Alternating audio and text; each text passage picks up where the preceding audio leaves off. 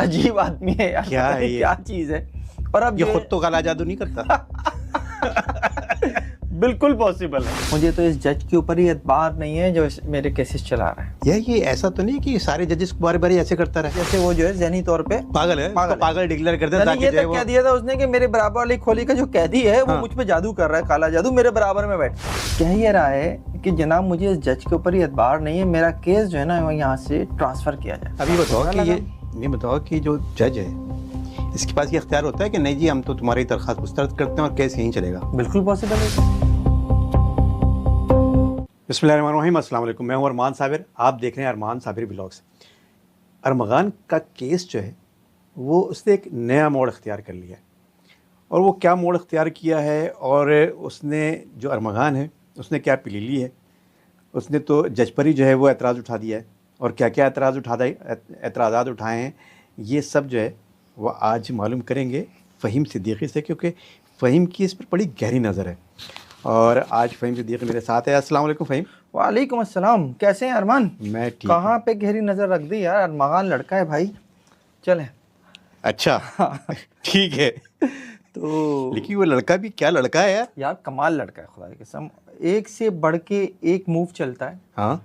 और कुछ अर्से पहले तक तो ये था कि जनाब वो जज को खत लिख रहा था कि CIA और मोसाद मेरे पीछे पड़ी हुई है, मेरा बाप जो कामरान कुरैशी वो भी मोसाद का एजेंट है, उसने मेरी माँ से जो है वो शादी ज़बरदस्ती की उसे अगवा करके, और ये सब बातें ये दिखा रही थी, शो कर रही थी कि जैसे वो जो है ज़हनी तौर पे पागल है, पागल डिक्लेयर करते हैं ताकि ये तक कह दिया था उसने कि मेरे बराबर वाली खोली का जो कैदी है वो मुझ पे जादू कर रहा है, काला जादू, मेरे बराबर में बैठ के। तो बड़ी अजीब सी बातें उसकी चल रही थी। लेकिन यार अरमान कमाल आदमी है। अब जो है नई चाल चल रहा है, अब कह रहा है कि जनाब मुझे तो इस जज के ऊपर ही एतबार नहीं है जो मेरे केसेस चला रहा है। ये ऐसा तो नहीं कि सारे जजेस बारी बारी ऐसे करता रहे? देखो, मैं एक बात हम पहले डिस्कस कर चुके हैं, बड़ी इंटरेस्टिंग थी वो, कि जब इसका केस जिस जज के पास गया था उन जज साहब की डेथ हो गई। फिर जो ये थे चौधरी हसन जुल्फ़कार चौधरी हसन जुल्फ़कार थे, वो भी इस केस में थे, उनकी डेथ हो गई। पिछले दिनों मेरी इस केस के IU से बात हो रही थी, वो बेचारे का एक्सीडेंट हो गया, वो घर पे पड़ा हुआ है। तो यार अजीब आदमी है यार, क्या है ये? क्या चीज़ है। और अब ये खुद तो काला जादू नहीं करता। बिल्कुल पॉसिबल है। मुझे तो यकीन करो लगता है कुछ ऐसी ही कहानी है। अब देखो ना, कह ये रहा है कि जनाब मुझे इस जज के ऊपर ही एतबार नहीं है, मेरा केस जो है ना यहाँ से ट्रांसफ़र किया जाए। अच्छा, अभी जज पे एतबार क्यों नहीं है? तो इल्ज़ाम लगा दिया कि भाई जज साहब आपकी और जो मुस्तफ़ा आमिर की वालदा हैं वजिया आमिर, उनकी आपस में डील हो गई है, और मुझे ख़दशा है कि आप जब मुझे सज़ा सुनाएंगे तो उससे वजिया आमिर को खुशी होगी, इसलिए जो है आप जो है मुझे सज़ा सुना सकते हैं मेरे केसेस में। ये प्ली लेके आया है भाई। जज को कह रहा है डील हो गई आपकी? हाँ, जज को कह रहा है डील हो गई, लिख के दिया है कोर्ट में अपनी उसने जो पिटीशन वो है दरख्वास्त वो लिख के दिया। आप मुझे अगर मौका दें तो मैं आपको पढ़ के सुनाता हूँ, बड़ी इंटरेस्टिंग है वो भी। बताओ। कि यार वो किस तरह से जो है वो जज को कह रहा है कि जनाब आप तो बाकायदा तौर पर उसके साथ डील में आ चुके हैं, और आपकी डील जो है वो इस हद तक हो चुकी है कि आप जब मुझे सज़ा सुनाएंगे तो वजिया आमिर को खुशी होगी। यार कमाल आदमी है, खुदा की कसम। मैं आपको यार ये तौहीन अदालत नहीं होती?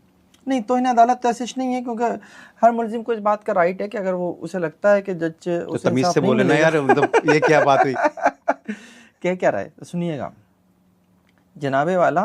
अच्छा, एक और बड़े मज़े की बात है इसमें, उर्दू में लिखी है दरख्वास्त। मैं अरमगान कुरैशी वल्द कामरान कुरैशी आकिल बालिग।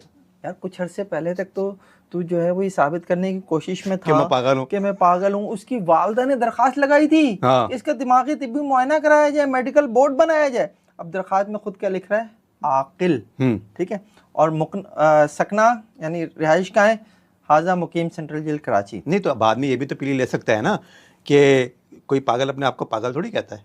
हाँ हो सकता है भाई, कुछ भी कह सकते भाई, अरमगान है। हाँ, कुछ भी कह सकता है। जैसे अरमान कुछ भी कह सकता है, अरमगान भी कुछ भी कह सकता है। ये क्या बात हुई? तो जनाब बात यह है, कहता है मौजूद जज साहब, मैं आप जनाब की अदालत की कार्रवाई से मुतमईन नहीं हूँ। मुझे खदशा है कि आप मुझे इंसाफ फराहम नहीं कर सकेंगे, क्योंकि मुद्दई पार्टी मुसम्मात वजीहा ने तमाम झूठे मुकदमात जो कि मुझ पर सरकार की मुद्दईयत में दायर हुए मौजूद जज जनाब आपकी अदालत में ट्रांसफ़र करवा लिए हैं, और वो भी बगैर मुझे या मेरे वकील या मेरी फैमिली में से किसी को नोटिस दिए। अच्छा, इसकी मैं थोड़ी सी वजाहत कर दूं। पहले हुआ क्या था बेसिकली, जो इसके खिलाफ एक तो यही केस है जो मुस्तफ़ा आमिर का है, इसके अलावा इसके खिलाफ 4 केस असला एक्ट के हुए थे जो वहाँ से असलहा मिला था। ठीक है। वो केसेस के लिए वजीह आमिर ने एक दरख्वास्त जो है वो सिंध हाई कोर्ट में इकबाल कुल्होड़ो साहब की अदालत में लगाई और कहा कि इनके ये सारे केसेस जो हैं कि ऐसी अदालत में ज़ेर समाअत हैं जहाँ इस वक्त जज नहीं है, इनको जो है वो उसी अदालत में ट्रांसफ़र कर दिया जाए जो जहाँ ये अरमगान का मुस्तफ़ा आमिर का केस चल रहा है, ताकि क्योंकि अच्छा उसमें क्योंकि पहले था कि मुद्दई वो सॉरी मकवी एक ही है, मकवी के से बाद जो कुछ इस केस में हुआ, चाहे वो इनकाउंटर हो, चाहे वो बरामदगी हो, मुस्तफ़ा आमिर के मोबाइल की बरामदगी, सारे रिलेटेड चीज़ें हैं, वो सब रिलेटेड हैं। हाँ। इसमें क्या कहते हैं, आईओ भी एक है, इसमें चूंकि गवाह भी एक हैं, सबूत भी एक हैं, तो इन तमाम केसेस को एक अदालत में ट्रांसफ़र कर दिया जाए। जस्टिस कुल्होड़ो साहब ने कर दिया। उसके बाद जो है इनको ये प्रॉब्लम हुई, इन्होंने ये दरख्वास्त दिया। अब आगे क्या है, इससे इस बात का खदशा पैदा होता है कि आप जनाब यानी जज साहब को लिख रहा है और मुद्दइया यानी वजीह आमिर आपस में शायद आपकी कोई डील हो गई है यार, और साथ साथ क्या उसे तासुर क्या इस डील से, मुझे ये तासुर मिलता है कि मेरे सब मुकदमे आपके पास चलने से मुद्दइया को खुशी होगी, खुशी नहीं अल्लाह रहम, मेरे सब मुकदमे आपके पास चलने से मुद्दइया को दिली खुशी होगी, चूंकि वो जानती है कि आप मुझे सजा देंगे। उसने जज का दिमाग पढ़ लिया है। हाँ। कहने का मकसद ये है कि वो जज का दिमाग पढ़ चुका है। आपने पिछले दिनों एक वीडियो की थी वो उम्र रुबाब केस की, आपने उसकी भी वो थंबनेल मुझे याद है यही लगाया था कि क्या फ़ैसला पहले हो चुका था। हाँ। तो यहाँ इसको भी लगता है कि ज़ीशान अख्तर साहब जो जज हैं वो इसको सज़ा दे देंगे, और फिर कहता है कि मौजूद जज साहब आपका रवैया मेरे और मेरे वकील के साथ दुरुस्त नहीं है, इससे पहले भी आप मेरी वालदा की दरख्वास्त और मेरे वकील की दरख्वास्त को खारिज कर चुके हैं। अच्छा, वो दरख्वास्त से क्या थी, चलें वो भी जल्दी जल्दी बता देता हूँ। वालदा की दरख्वास्त तो वही थी जनाब इसका तिब्बी मुआयना कराया जाए और तिब्बी मुआयने के लिए मेडिकल बोर्ड बनाया जाए। वो दरख्वास्त जो है जज साहब ने इस बुनियाद पर खारिज कर दी थी कि जिस दिन आकिल और बालिग ये नहीं थी, उस दिन जो है इस आकिल और बालिग की आकिल और बालिग वालदा साहिबा जो है उस दिन अदालत में मौजूद नहीं थी। अच्छा, इस बुनियाद पे नॉन प्रोसिक्यूशन पे उस पर जो है वो दरख्वास्त जो अदालत ने खारिज कर दी थी। लेकिन इसने तो कहा है ना कि वकील तो मौजूद था। वकील मौजूद था। हाँ। इसके वकील का जो मौक़िफ़ है वो मैं आपको दूंगा भी, आप अपने नाज़रीन को ज़रूर दिखाइएगा भी। वो ये कहता है कि मैं मौजूद था, मेरी क्लाइंट यानी अरमगान की वालदा जो है वो मौजूद नहीं थी, इस बुनियाद पे मेरी दरख्वास्त उड़ा दी गई। उसका अपना एक मौक़िफ़ है, वो भी ज़ाहिर है आपके नाज़रीन से शेयर होना चाहिए। मैं आपको वीडियो दूंगा, आप ज़रूर ना दिखाइए। देखें, हम तो इस केस को तूल नहीं कर रहे, न दे रहे। हमारी तो एप्लीकेशन सुनी नहीं गई, सुने बगैर एप्लीकेशन हमारी डिसमिस कर दी गई मेडिकल में। तो ये नहीं कि हम मेडिकल की प्ली लेके हम इससे इस केस से जान छुड़ाना चाहते, नहीं। केस हम पे है, हम पूरा इसको डिफेंड करेंगे, पूरा केस इस पर ट्रायल पूरा हम इसको इंशाल्लाह, और हम इस पर इंशाल्लाह बरी भी होंगे, क्योंकि इस केस में सबूत हमारे ख़िलाफ़ नहीं है, ये हम पे थोपा गया है केस। अच्छा, इसके साथ साथ वो क्या कहता है, इससे पहले मेरे वकील और जो शरीक मुलजिम है इसका शिराज, उसके वकील की अदम मौजूदगी में आपने मुझ पर चार्ज फ्रेम भी किया। अच्छा, जो फ़र्द जुर्म आयद हुई थी जिस दिन, उस दिन के हवाले से इनके वकला का ये कहना है कि जनाब जब चार्ज फ्रेम किया गया उस वक्त हमारे वकील मौजूद नहीं थे और हमारे ऊपर चार्ज फ्रेम कर दिए गए, जो गैर कानूनी है। अच्छा, इसके ऊपर जो वकला के दलाइल हैं वो ज़ाहिर है आगे चल के आएंगे भी डेफिनेटली, लेकिन अभी उनका मौक़िफ़ ये है कि हमारी गैर मौजूदगी में जो है वो ऐसा हुआ है और इसे रिकॉर्ड का हिस्सा भी बना दिया गया, डायरी में भी आ गया, कोर्ट डायरी में भी सब आ गया। तो ये बेसिकली जो चार्ज फ्रेम हुआ है वो भी गलत है, जो मेरी वालदा की दरख्वास्त मुस्तरद की गई वो भी गलत है, इसलिए मुझे आपसे इंसाफ की तवक्को नहीं है। और आगे लिखता है, इस बात का तासुर मिलता है कि आप जनाब मौजूद जज साहब, वही बात जो ऊपर भी गई है, मुझे मेरे तमाम केसेस में सज़ा सुना देंगे। अब फिर वो क्या है, प्रे क्या है, लिहाजा मेरी आप मौजूद जनाब जज साहब से इल्तिजा है कि मुझ पर रहम फरमाएं। तूने तो मुस्तफ़ा आमिर पर रहम नहीं किया था। हाँ। और मेरे तमाम केसेस को आप अपनी अदालत में ना चलाएं और मेरे ये तमाम केसेस रेफरेंस करके दूसरी ATC कोर्ट में मुंतकिल कर दें। मुझे आप जनाब मौजूद जज साहब और आपकी अदालत पर अदम एतमाद है। अच्छा, अब दरख्वास्त आ गई।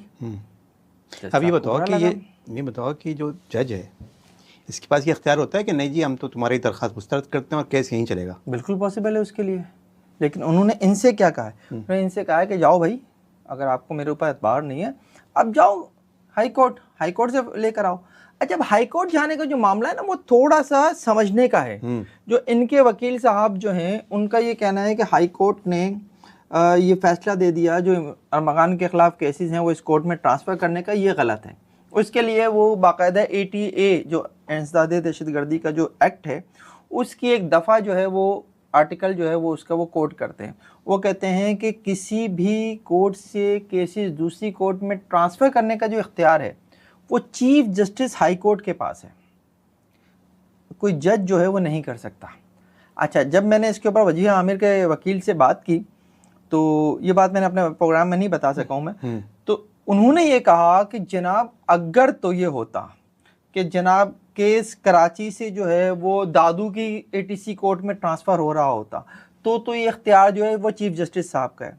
लेकिन जिस जज ने सिंध हाई कोर्ट के अरमगान के असला एक्ट के मुकदमात उस अदालत में ट्रांसफ़र किए हैं जहां मुस्तफ़ा आमिर का केस चल रहा है, वो ये जो अदालतें हैं सिंध कराची की, इनके मुंतज़िम जज भी हैं।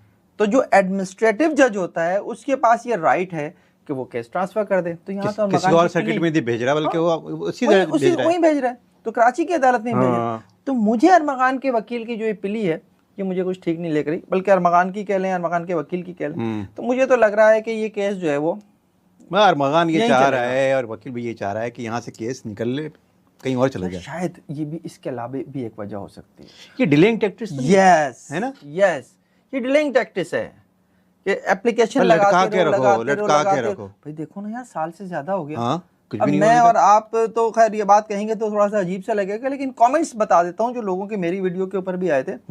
ये केस अगर किसी अहम शख्सियत के बेटे का होता, यानी मुस्तफ़ा आमिर कोई होता किसी बिग शॉट का बेटा, तब तक तो सजा हो चुकी होती। अब तक तो सजा हो चुकी होती।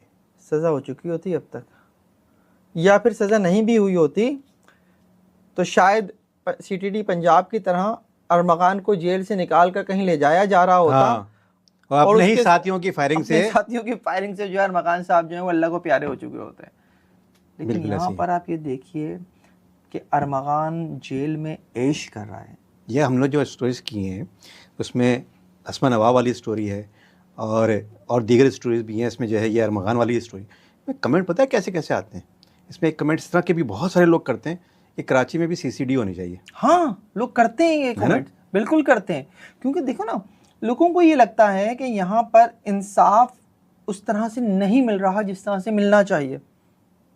जैसे अभी उमर रुबाब का केस है, लटकता है, लटकाते हैं। हाँ बिल्कुल, उमर रुबाब का केस है, जैसे और भी कई केसेस हम बात कर सकते हैं। अभी हमदान वाला केस है, कई केसेस ऐसे हैं जहाँ इंसाफ नहीं मिलता। अब चूंकि इंसाफ नहीं मिलता तो फिर लोगों का जो निज़ाम इंसाफ है उस पर एतमाद जो है वो कम हो जाता है, और ये एक बड़ा लोगों के लिए एक सवाल है। अब पंजाब में जो कुछ हो रहा है, CTD की जो हम बात कर रहे हैं, CTD की, पंजाब में कुछ सही नहीं है। ये तीफी भट्ट से जो शुरू हुआ तो वो लेकर आए और उसे जो है वो कराची से पंजाब ले जाते हुए उन्होंने मार दिया, वहाँ से बेसिकली ये आए थे सामने। लेकिन ये तरीक़ाकार तो ये भी ठीक नहीं है ना यार, कि यार आप ये दिखा दें कि जनाब मुलजिम जो है वो अपने ही साथियों की फायरिंग से मारा गया। लेकिन तीफी भट्ट जो है वो अरमगान के मुकाबले में तो बहुत बड़ी बिग शॉट था यार, शॉट था, मार दिया ना उन्होंने उसे।